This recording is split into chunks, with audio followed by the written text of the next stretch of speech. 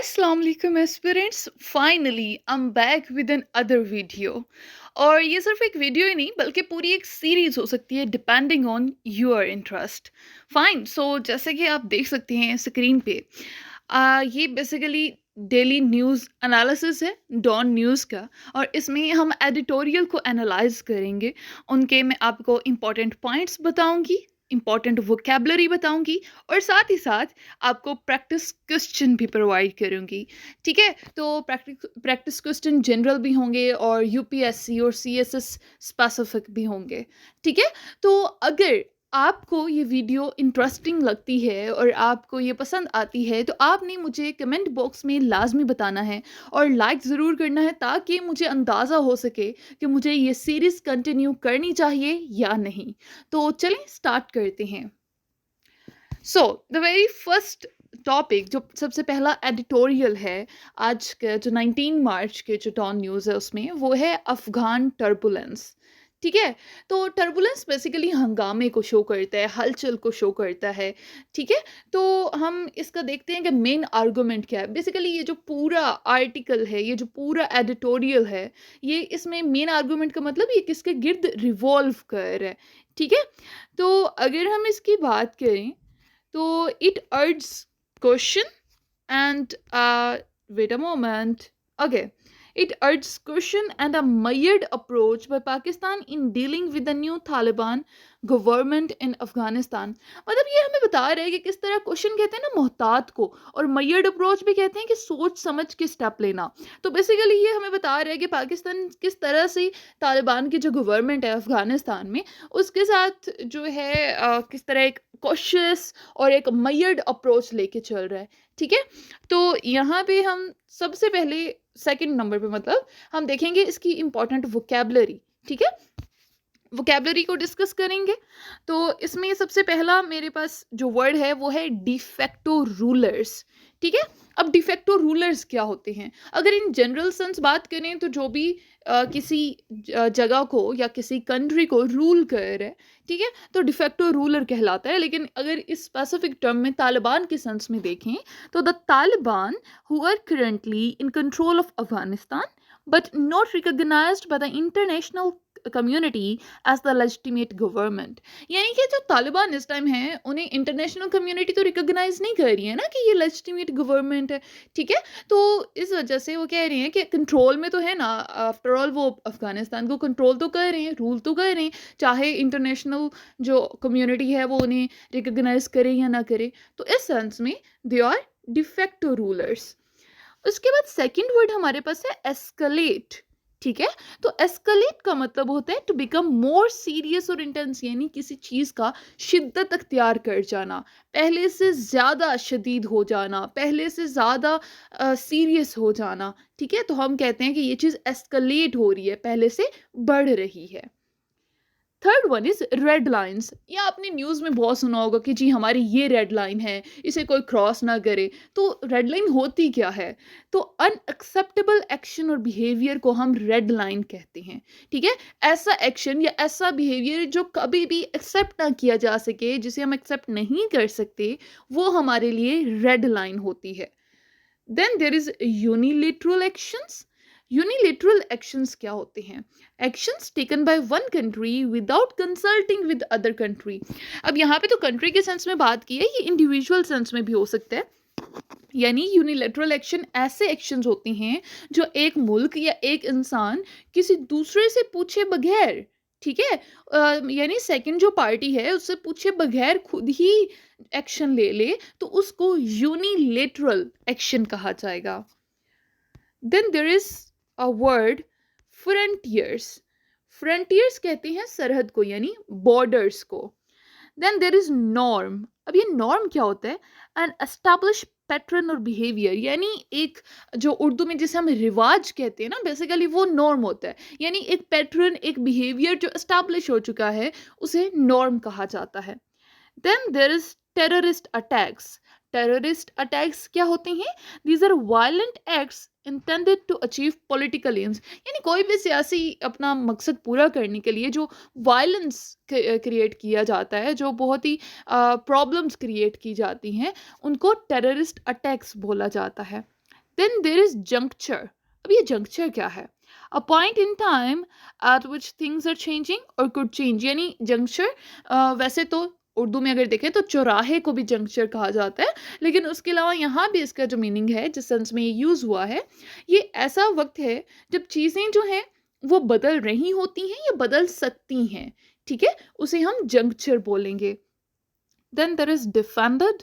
Defended का मतलब होगा प्रोटेक्टेड, यानी जिसकी हिफाजत की जा रही हो।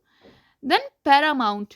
पैरामाउंट का मीनिंग होता है मोस्ट इंपॉर्टेंट, यानी सबसे अहम जो चीज़ होगी वो हमारे लिए पैरामाउंट होगी। फाइन, तो ये हमने की इंपॉर्टेंट वोकेबलरी। अब इसके अलावा मैं कुछ इंपॉर्टेंट पॉइंट्स आपको बताती हूँ जो इस आर्टिकल में डिस्कस किए गए हैं।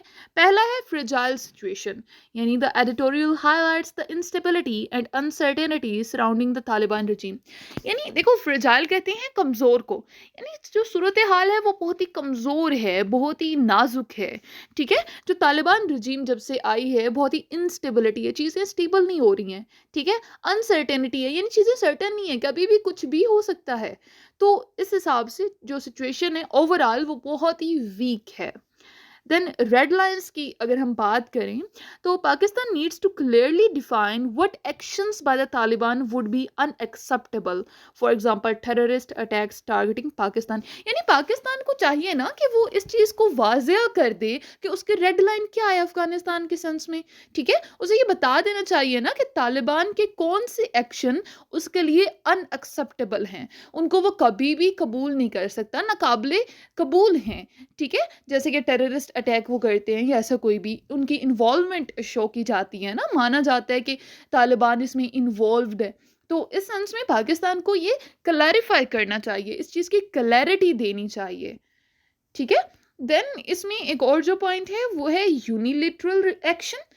The editorial warns against Pakistan taking unilateral actions without considering the consequences.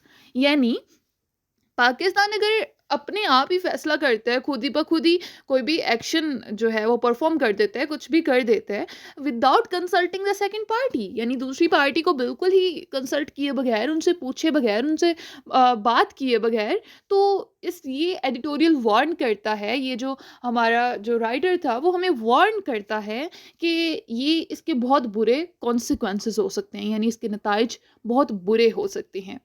Importance is placed on regional and international cooperation, यानी देखो रीजनल कोऑपरेशन भी हमारी हो सकती है, हम बिल्कुल साथ साथ हैं, और इंटरनेशनल कोऑपरेशन, इन दोनों को हम यूज़ करते हुए एक दूसरे से चीज़ें डिस्कस करते हुए अगर कोई फैसला करेंगे, कोई एक्शन लेंगे तो वो ज़्यादा सूटेबल होगा बजाय यूनिलैटरल एक्शन के।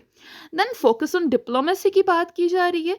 The editorial suggest Pakistan should prioritize diplomatic engagement with the Taliban to promote peace and stability in Afghanistan। यानी अगर पाकिस्तान वाकई चाहता है कि अफगानिस्तान में पीस आ जाए, अमन सुकून आ जाए, स्टेबिलिटी आ जाए, ठीक है, वो मुस्तहकम हो जाए, तो पाकिस्तान को चाहिए कि अपनी जो डिप्लोमेटिक एंगेजमेंट है ना, ठीक है, तो उसको बढ़ाए तालिबान के साथ, ठीक है। डिप्लोमेटिक एंगेजमेंट बढ़ेगी तो ऑफ कोर्स जो है वो इनके दरमियान जो है वो बातचीत बढ़ेगी, ठीक है। तो ये बढ़ाने की ज़रूरत है, अगर ये सब करेंगे तब ही जो है वो पाकिस्तान, हम कह सकते हैं कि वाकई चाहता है कि अफगानिस्तान में पीस आ जाए, स्टेबिलिटी आ जाए, ठीक है। तो ये था हमारा सबसे पहला एडिटोरियल, जिसमें मैंने आपको बताया उसके सबसे पहले मेन आर्गूमेंट क्या था, किस चीज़ के गिर्द वो रिवॉल्व कर रहा था। सेकंड मैंने बताए आपको उसकी इंपॉर्टेंट वोकेबलरी। थर्ड मैंने सारे इंपॉर्टेंट पॉइंट्स बताए जो आपको ज़रूरत है, जिनके जानना आपके लिए ज़रूरी है। और अब मैं आपको कुछ प्रैक्टिस क्वेश्चंस इसके यहाँ पे स्टेट कर देती हूँ।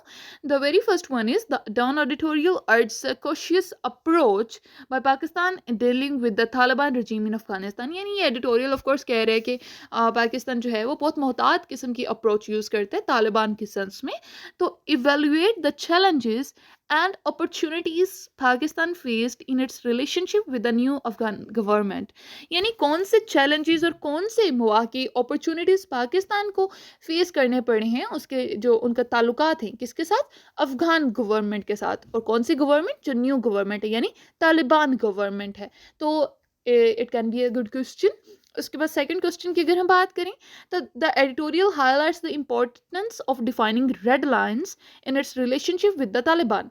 यानी एडिटोरियल में ऑफ कोर्स मैंने आपको पहले भी बताया कि कहा गया है ना पाकिस्तान को कि वो अपनी रेड लाइन बता दे तालिबान को कि उसकी रेड लाइन क्या है। तो what are some potential red lines for Pakistan and how could they be communicated effectively. तो यहाँ पे क्वेश्चन में क्या क्या पूछे जा रहे हैं, पहला कि कौन सी पोटेंशियल रेड लाइंस हो सकती हैं पाकिस्तान के लिए, ठीक है, और दूसरा कि वो इन रेड लाइंस को कैसे कम्युनिकेट कर सकता है, यानी दूसरी पार्टी तक कैसे पहुंचा सकता है अच्छे तरीके से, ठीक है। उसके बाद यूपीएससी स्पेसिफिक अगर एक क्वेश्चन देखें तो India and Pakistan have a complex history with Afghanistan. Of course India और पाकिस्तान दोनों की ही अफगानिस्तान के साथ एक कॉम्प्लेक्स हिस्ट्री रही है। Compare and contrast the strategic interest of India and Pakistan in Afghanistan, यानी आप एक तो कंपैरिजन करो, ठीक है, आप बताओ कि इंडिया के कैसे इंटरेस्ट रहे हैं, स्ट्रेटेजिक इंटरेस्ट अफगानिस्तान के साथ, और फिर पाकिस्तान का भी बताओ, and discuss the potential for cooperation between the two countries in promoting regional stability. और आप ये भी हाईलाइट करें कि किस तरह से ये दोनों कंट्रीज कोऑपरेशन के थ्रू रीजनल स्टेबिलिटी को प्रमोट कर सकते हैं, ठीक है। अब सीएसएस स्पेसिफिक एक क्वेश्चन देखते हैं। The don editorial focuses on Pakistan relationship with Afghanistan. Of course इसमें पाकिस्तान और अफगानिस्तान के रिलेशनशिप पे बात की गई थी। तो discuss the broader implications of the Taliban take over for regional security in South Asia, यानी पूरी साउथ एशिया में रीजनल सिक्योरिटी के हिसाब से किस तरह से जो तालिबान का जो टेक ओवर था, जब तालिबान ने ये हुकूमत संभाली तो उसकी क्या ब्रॉडर इम्प्लीकेशंस हैं, और how can Pakistan work with other regional stakeholders to address this concerns. और पाकिस्तान किस तरह बाकी जो रीजनल स्टेक होल्डर्स हैं, बाकी जो कंट्रीज हैं, रीजनल कंट्रीज, उनके साथ कोऑपरेट करके, उनके साथ वर्क करके इन कंसर्न्स को, ये जो सिक्योरिटी कंसर्न्स हैं, उनको टैकल कर सकते हैं, उनको हैंडल कर सकता है। फाइन, तो यहाँ तक हमारा पहला एडिटोरियल कंप्लीट हो गया। सेकंड एडिटोरियल की बात करें तो वो हमारे पास है इन दिस एरे, ठीक है। तो हमारी इसमें मेन आर्गुमेंट है कि this Dawn editorial focuses on the internal conflicts and lack of unity within a specific political party PTI in Pakistan. यानी बेसिकली इस एडिटोरियल में बात की गई है कि किस तरह से जो पीटीआई है, यानी पाकिस्तान तहरीक इंसाफ है, उनके दरमियान जो है किस तरह इंटरनल कॉन्फ्लिक्ट्स हैं, उनकी आपस में नहीं बनती पूरी पार्टी की ना, ठीक है, उनकी लैक ऑफ यूनिटी है, उनका आपस में इत्तेहाद नहीं है, ठीक है। अभी कुछ ऐसे जो है डिसीजंस जो लिए गए थे उन पे ऑफ कोर्स, फॉर एग्जांपल जैसे कि सुन्नी इत्तेहाद जो कोलिशन थी उनके साथ जो मर्ज किया गया, उस पे बहुत सारे जो इंटरनल एक्टर्स थे, बहुत सारे जो लोग थे पीटीआई के अंडर ही, पीटीआई की पार्टी के ही, उन्होंने बहुत ही जी इस पे अपने बुरे ख्यालात का इजहार किया, उन्होंने इस चीज़ को अपोज किया, ठीक है।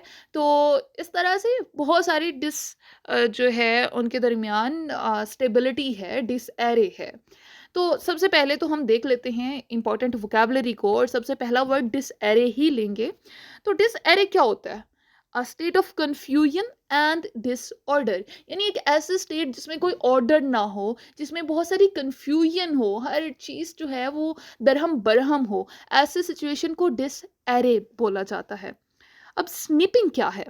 स्नीपिंग है मेकिंग क्रिटिकल और hostile remarks specially in a weld और इनडायरेक्ट वे, यानी स्नीपिंग कहते हैं कि बहुत ही क्रिटिकल या बहुत ही हॉस्टाइल, यानी बहुत ही शदीद किस्म के, बहुत ही मुखालिफ किस्म के रिमार्क्स देना, ठीक है, किसी भी चीज़ के बारे में। और स्पेशली दूसरी बात इसमें स्पेसिफिक भी किया गया है कि वेल्ड या इनडायरेक्ट वे में, यानी आप डायरेक्टली किसी को क्रिटिसाइज मत करो, डायरेक्टली किसी पे जो है वो रिमार्क्स मत दो, बल्कि आप उसको अगर छुपे हुए अंदाज में या इनडायरेक्ट वे में दोगे तो वो स्निपिंग कहलाएगा। देन इम्पास होता है a situation in which progress can not be made और a disagreement can not be resolve, यानी एक ऐसी सिचुएशन होती है जिसमें कोई प्रोग्रेस नहीं हो सकती, ठीक है, वो सिचुएशन वैसे की वैसी ही रहती है, और दूसरी तरफ जो डिसएग्रीमेंट है, जो मुखालफत है, उसको रिजॉल्व नहीं किया जा सकता। तो ऐसे सिचुएशन को इम्पास बोला जाता है। देन डिसइंटीग्रेशन कहते हैं the breaking up of something into smaller parts, यानी एक फॉर एग्जांपल एक बड़ी हमारे पास प्रॉब्लम है या कोई भी एक बड़ी चीज़ है, उसका छोटे छोटे हिस्सों में डिवाइड कर देना हमारे पास डिसइंटीग्रेशन कहलाएगा। उसके बाद लॉयलिस्ट फैक्शन लॉयल तो ऑफ कोर्स होता है हमारा जो वफादार होता है। अब ये लॉयलिस्ट फैक्शन क्या है? तो a group of people who remain loyal to a leader और कॉज, यानी ऐसे लोगों का एक ग्रुप, एक हजूम, एक ग्रोह जो अपने लीडर के साथ या अपने मकसद के साथ लॉयल रहता है, वफादार रहता है, उसे लॉयलिस्ट फैक्शन कहा जाता है। Then there is coalition partner. ठीक है, अब ये कोलिशन पार्टनर क्या है? A political party that agrees to work with another party to form a government. यानी कोलिशन कहते हैं ना इत्तेहादी को, ठीक है, इत्तेहाद को। तो ऐसी पॉलिटिकल पार्टी जब एक पार्टी दूसरी पार्टी के साथ मिल के गवर्नमेंट बनाने की बात कर लेती है तो उसको कोलिशन पार्टनर कहा जाता है। Then there is decimation. Decimation क्या है? A severe reduction in the number और स्ट्रेंथ ऑफ समथिंग। यानी स्वेयर कहते हैं ना शदीद को, और रिडक्शन कहते हैं कमी को। यानी किसी भी चीज़ की नंबर यानी तादाद या ताकत में शदीद किस्म की कमी को डेसिमेशन कहा जाता है। Then there is cadre. Cadre होता है group of well trained and disciplined member of a political party. यानी किसी भी पॉलिटिकल पार्टी के, किसी भी सियासी जमात का जो ग्रुप है जो बहुत ही वेल ट्रेन्ड और बहुत ही डिसिप्लिन्ड मेंबर हैं, उनको कैडर बोला जाता है। उसके बाद इलेक्शन स्लम्प। अब ये क्या है? A significant decrease in a parties performance in an election. यानी किसी भी पार्टी ने अगर बहुत ही बुरा परफॉर्म किया है इलेक्शन में तो उसे हम कहेंगे कि ये इलेक्शन स्लम्प हुआ है। फाइन। तो अब हम बात करते हैं कुछ इंपॉर्टेंट पॉइंट्स की।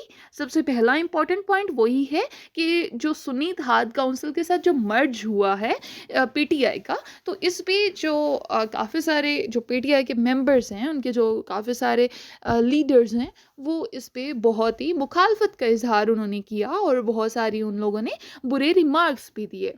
अब इंटरनल डिवीजन इसमें एक इम्पॉर्टेंट पॉइंट है कि एडिटोरियल हाईलाइट कर रहा है the presence of significant disagreement and power struggle with in the party. यानी पार्टी के दरमियान ही, पार्टी के अंदर ही इंटरनल डिवीजन है। यानी एक्सटर्नल प्रेशर या एक्सटर्नल डिवीजन तो बाद की बात है ना, पार्टी के अंदर ही इत्तेहाद नहीं है, ठीक है, वो आपस में यूनाइटेड ही नहीं है।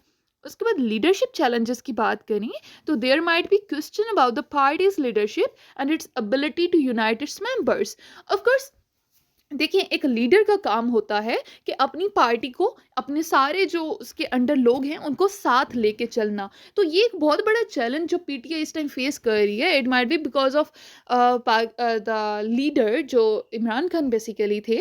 इमरान खान साहब का इस टाइम जेल में होना ये भी इसमें एक बड़ी रीज़न है, लेकिन उसके अलावा भी और बहुत सारे फैक्टर्स हैं कि जो लीडरशिप को इस टाइम बहुत सारे चैलेंजेस फेस करने पड़ रहे हैं। वो इनके जो मेंबर्स हैं उनको यूनाइट नहीं कर पा रहे और उनको साथ लेके नहीं चल पा रहे। Then there is public perception. कि पब्लिक परसेप्शन इसमें एक इंपॉर्टेंट पॉइंट है कि जो पार्टी का जो इंटरनल कॉन्फ्लिक्ट है it could damage public trust and electoral chances. Of course जब पार्टी के आपस में ही लोगों की नहीं बनेगी तो जो बाहर वाले लोग हैं उनका भी ट्रस्ट लेवल कम होगा, ठीक है। तो जब उनका ट्रस्ट कम होगा तो इलेक्टोरल चांसेस और ये वो सारे जो वोटिंग वगैरह सब होते हैं तो उस पर उसका एक बुरा इम्पैक्ट पड़ेगा। तो इस तरह ये बुरी तरह से जो पार्टी का जो इंटरनल डिवीजन है ये पब्लिक ट्रस्ट को बुरी तरह से डैमेज कर सकता है। Then there is call for unity. Of course इस एडिटोरियल के लास्ट में यूनिटी के लिए एक कॉल दी गई है कि implicitly urged the party to address its internal divisions and present a more unified front। ठीक है, यानी इस एडिटोरियल में पार्टी को यानी पीटीआई को ये नसीहत की गई है, उसको अर्ज किया गया, उसको उकसाया गया है कि जो है आप इंटरनल डिवीजन्स को ख़त्म करो और एक यूनिफाइड फ्रंट लेके आओ, एक मिल के सामने आओ, तो वो ज़्यादा बेनिफिशेंट होगा। देन यहाँ पे कुछ प्रैक्टिस क्वेश्चंस की बात करें तो the Dawn editorial criticises the internal conflicts within a Pakistani political party. Of course जो बात मैंने पहले की है वही। उसके बाद अब मेन क्वेश्चन है analyse the factors that can lead to internal division within political parties. यानी पहले आप उन फैक्टर्स को डिस्कस करें जो पॉलिटिकल पार्टीज के इंटरनल डिवीजन जो है उसको उसकी तरफ लेके जाते हैं, जिसकी वजह से इंटरनल डिवीजन होती है। And how can this division be prevented और मैनेज्ड। मतलब पहले इनको कैसे प्रिवेंट किया जा सकता है, इससे कैसे बचा जा सकता है इस डिवीजन से, और अगर ये डिवीजन्स हो जाती हैं तो उनको कैसे मैनेज किया जा सकता है, ठीक है। सेकंड क्वेश्चन है, the editorial suggest that the parties disarray could damage its public perception। यानी एडिटोरियल ने बात की है ना कि जो पार्टी का डिसएरे है, जो कन्फ्यूजन है, जो डिसऑर्डर है, वो पब्लिक परसेप्शन को डैमेज कर सकता है। तो discuss the importance of internal party unity and discipline in democratic system. यानी किसी भी डेमोक्रेटिक सिस्टम में इंटरनल पार्टी की जो यूनिटी है, उनका जो अंदरूनी इत्तेहाद है और जो डिसिप्लिन है, वो कितना इंपॉर्टेंट है, इसको डिस्कस करें। And how can political parties in Pakistan promote greater cohesion within their ranks? यानी किस तरह से जो पाकिस्तान की पार्टीज हैं, पॉलिटिकल पार्टीज, सियासी जमातें हैं, वो जो ग्रेटर कोहियन है, जो इत्तेहाद है, उसको प्रमोट कर सकती हैं। आपने कुछ मेयर्स बताने हैं। यहाँ पे कुछ यूपीएससी स्पेसिफिक अगर हम बात करें तो political parties in India and Pakistan share same some similarities and differences. यानी जो पॉलिटिकल जो सियासी जमातें हैं पाकिस्तान में और इंडिया में, उनके में कुछ सिमिलरिटीज भी हैं और कुछ डिफरेंसेस भी हैं।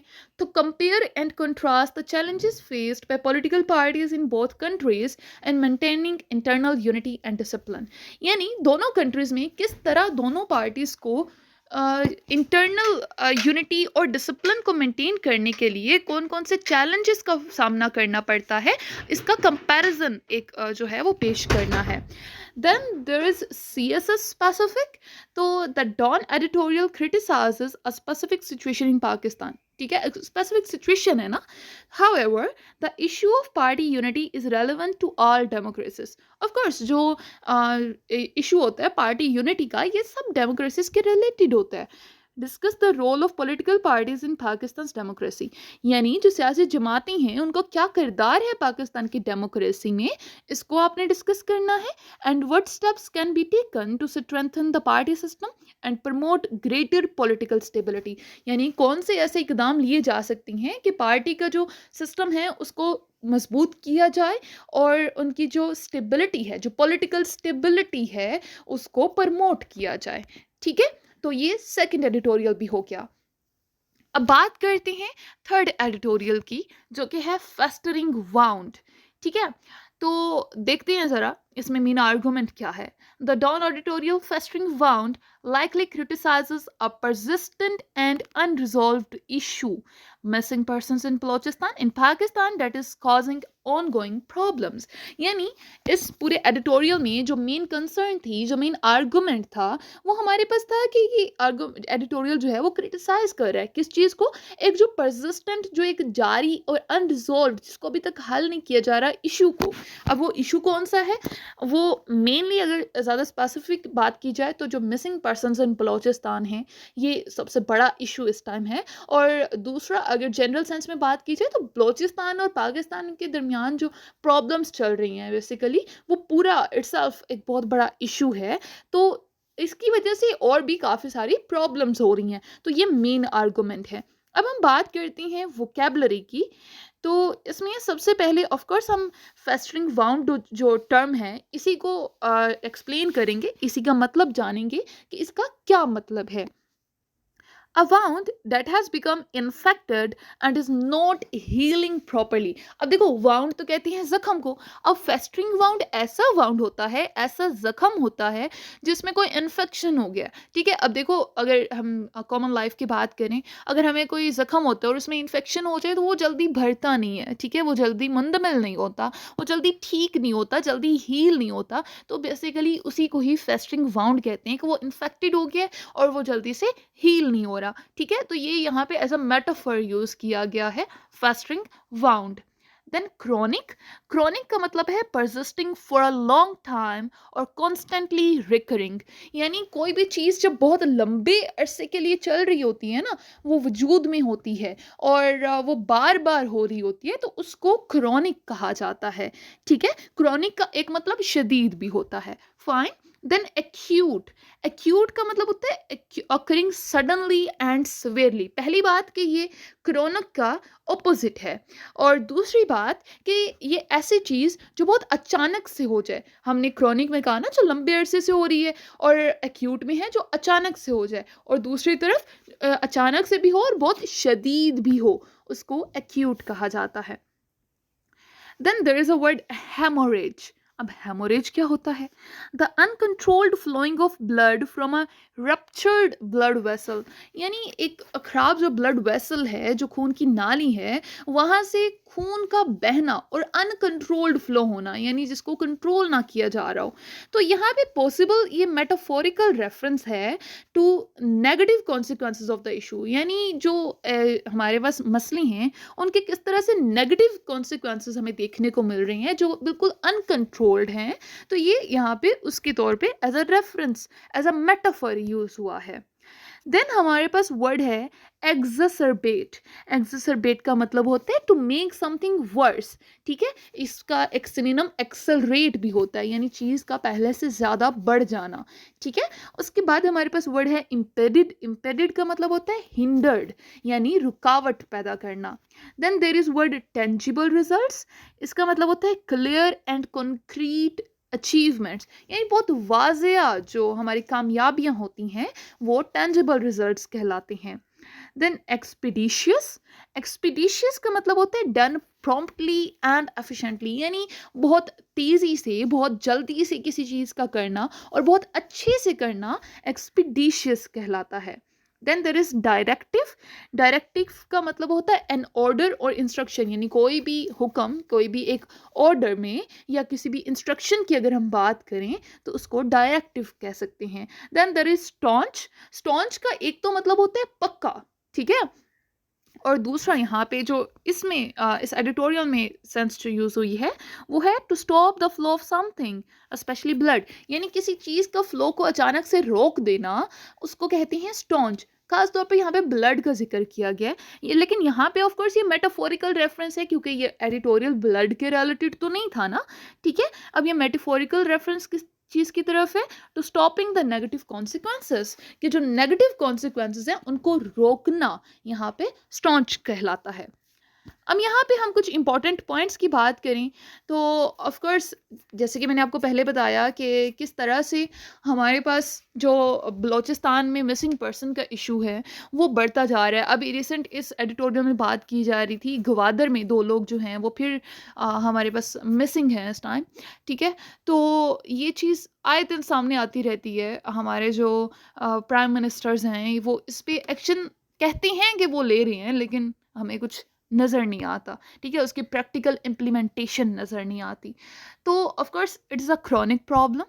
The editorial emphasizes the long standing nature of the issue and it's negative impact, यानी एडिटोरियल में ऑफ कोर्स यही हाईलाइट किया गया है, इसी चीज़ को एम्फोसाइज किया गया है, यानी इसी चीज़ पे जोर दिया गया है कि ये इशू किस तरह से लॉन्ग स्टैंडिंग है, काफ़ी अरसे से चल रहा है और इसके नेगेटिव इम्पैक्ट्स जो हमें नज़र आ रहे हैं।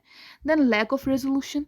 ठीक है, the editorial suggests that no effective steps have been taken to address the problem, allowing it to fester and worsen. Editorial में ऑफ कोर्स ये कहा गया है कि कोई भी इफेक्टिव मेजर नहीं लिया गया, कोई इफेक्टिव स्टेप नहीं लिया गया, कोई प्रैक्टिकल इम्प्लीमेंटेशन नज़र नहीं आती इस मसले के हल के लिए, जिसकी वजह से क्या हो रहा है कि ये दिन ब दिन चीज़ बिगड़ती जा रही है, ये मसला पहले से ज़्यादा शदीद और ख़राब होता जा रहा है।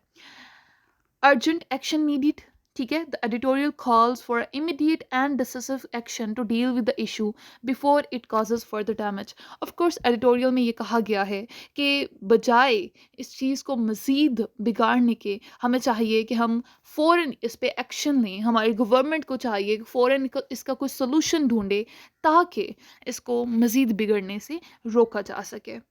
अब बात करते हैं प्रैक्टिस क्वेश्चंस की। The don editorial uses the metaphor of a festering wound to describe a chronic problem in Pakistan.